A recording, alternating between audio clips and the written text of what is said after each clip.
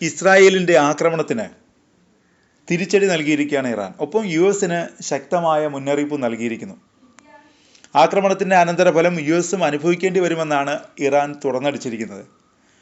ആക്രമണം നടന്ന് മണിക്കൂറുകൾക്ക് ശേഷം പുറത്തിറക്കിയ പ്രസ്താവനയിൽ ഇസ്രായേൽ ഇറാൻ്റെ പരമാധികാരവും ദേശീയ സമഗ്രതയും ലംഘിച്ചുവെന്ന് ഇറാൻ വിദേശകാര്യ മന്ത്രാലയം കുറ്റപ്പെടുത്തി.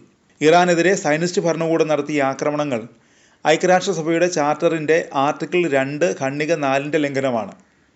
കൂടാതെ ഇസ്ലാമിക് റിപ്പബ്ലിക് ഓഫ് ഇറാനെതിരായ വ്യക്തമായ ആക്രമണമാണിത്, ഇറാൻ പ്രസ്താവനയിൽ വ്യക്തമാക്കുന്നു. UN ചാർട്ടറിൻ്റെ ആർട്ടിക്കിൾ 51 പ്രകാരം പ്രകോപനരഹിതവും നിയമവിരുദ്ധവുമായ ആക്രമണത്തിനോട് പ്രതികരിക്കാൻ തെഹ്റാനും അവകാശമുണ്ടെന്ന് വിദേശകാര്യ മന്ത്രാലയം കൂട്ടിച്ചേർക്കുന്നു. സയനിസ്റ്റ് ഭരണകൂടത്തെ പിന്തുണയ്ക്കുന്നവർ എന്ന നിലയിൽ ഇസ്രായേലിൻ്റെ സാഹസത്തിൻ്റെ അപകടകരമായ പ്രത്യാഘാതങ്ങൾക്ക് വാഷിംഗ്ടണും ഉത്തരവാദികളായിരിക്കും, വിദേശകാര്യ മന്ത്രാലയം പ്രസ്താവനയിൽ മുന്നറിയിപ്പ് നൽകുന്നു. ഇറാനെ ആക്രമിക്കാനുള്ള ഇസ്രായേലിൻ്റെ പദ്ധതികളെക്കുറിച്ച് തങ്ങൾക്ക് അറിയാമായിരുന്നുവെന്ന് US ഉദ്യോഗസ്ഥർ പറഞ്ഞിട്ടുണ്ട്. എന്നാൽ ആക്രമണത്തിൽ US-ന് നേരിട്ട് പങ്കാളിത്തമില്ലെന്നാണ് US-ൻ്റെ അവകാശവാദം. US-ൻ്റെ ഈ അവകാശവാദങ്ങൾ വ്യാജമാണെന്നാണ് ഇറാനിലെ നിരീക്ഷകർ കരുതുന്നതെന്ന് ഇറാൻ മാധ്യമമായ തെഹ്റാൻ ടൈംസ് റിപ്പോർട്ട് ചെയ്യുന്നു. ഇറാൻ ഉദ്യോഗസ്ഥരുടെയും കാഴ്ചപ്പാട് ഇതാണെന്നാണ് റിപ്പോർട്ടിൽ പറയുന്നത്.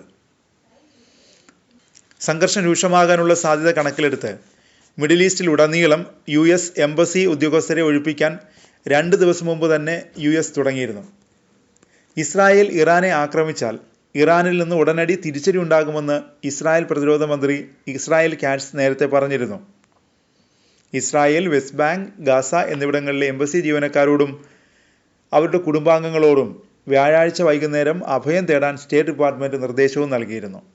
ആക്സിയോണിൻ്റെ റിപ്പോർട്ട് അനുസരിച്ച് മിഡിൽ ഈസ്റ്റിലേക്കുള്ള US പ്രത്യേക ദൂതൻ സ്റ്റീവ് വിറ്റ്കോഫ് കഴിഞ്ഞയാഴ്ച സെനറ്റ് റിപ്പബ്ലിക്കന്മാർക്ക് മുന്നറിയിപ്പ് നൽകിയിരുന്നു. ഇസ്രായേൽ ആക്രമണത്തിന് ഇറാൻ തിരിച്ചടിക്കുമ്പോൾ ഇസ്രായേലിൻ്റെയും US-ൻ്റെയും കേന്ദ്രങ്ങൾ ലക്ഷ്യമിട്ട് മിസൈൽ ആക്രമണം നടത്തിയേക്കാമെന്ന മുന്നറിയിപ്പാണ് സ്റ്റീവ് വിറ്റ്കോഫ് നൽകിയത്. ഇറാൻ്റെ ആണവ കേന്ദ്രങ്ങളെ ലക്ഷ്യമിട്ട് ആക്രമണം നടത്തുമെന്ന് ഏറെ നാളായി ഇസ്രായേൽ ഭീഷണി മുഴക്കുന്നുണ്ട്. ഇറാൻ US ആണവ ചർച്ചകൾ തുടരുന്നതിനിടയിലും ഇറാനെതിരെ തീവ്ര നിലപാടുമായി ഇസ്രായേൽ മുന്നോട്ട് പോയി. ഇറാനുമായുള്ള ആണവ ചർച്ചകളിൽ തനിക്ക് വലിയ പ്രതീക്ഷയില്ലെന്ന് കഴിഞ്ഞ ദിവസം ട്രംപ് പറഞ്ഞിരുന്നു. അതിനിടയിൽ ട്രംപ് നെതന്യാഹുവുമായി ടെലിഫോണിൽ സംസാരിക്കുകയും ചെയ്തു. ഇറാനുമായുള്ള ആണവ ചർച്ചകളിലെ വിശദാംശങ്ങൾ 40 മിനിറ്റോളം നീണ്ട ടെലിഫോൺ സംഭാഷണത്തിൽ ഇരുവരും സംസാരിച്ചതായും അന്താരാഷ്ട്ര മാധ്യമങ്ങൾ റിപ്പോർട്ട് ചെയ്തു. പിന്നാലെ ഇസ്രായേൽ ഇറാനെതിരെ ഉടൻ ആക്രമണം നടത്തുമെന്നും റിപ്പോർട്ട് വന്നു. US-ലെയും യൂറോപ്പിലെയും ഉദ്യോഗസ്ഥരെ ഉദ്ധരിച്ച് ദി ന്യൂയോർക്ക് ടൈംസ് ആണ് ഇക്കാര്യം റിപ്പോർട്ട് ചെയ്തത്. ഇറാനെതിരെ ഇസ്രായേൽ ഉടൻ തന്നെ ആക്രമണം നടത്താൻ തയ്യാറെടുക്കുന്നതായാണ് റിപ്പോർട്ടിൽ പറഞ്ഞത്.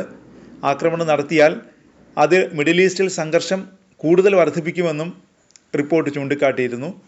ഇസ്രായേലിൻ്റെ മെൻറ്റർ എന്ന നിലയിൽ US-ഉം കനത്ത ജാഗ്രതയിലാണ്. ഏത് നിമിഷവും ഇറാൻ US-നെയും ആക്രമിച്ചേക്കാം. അങ്ങനെ സംഭവിച്ചാൽ വലിയൊരു യുദ്ധത്തിലേക്ക് ഇസ്രായേൽ ഇറാൻ സംഘർഷം മാറുമോ എന്ന ആശങ്കയാണുള്ളത്.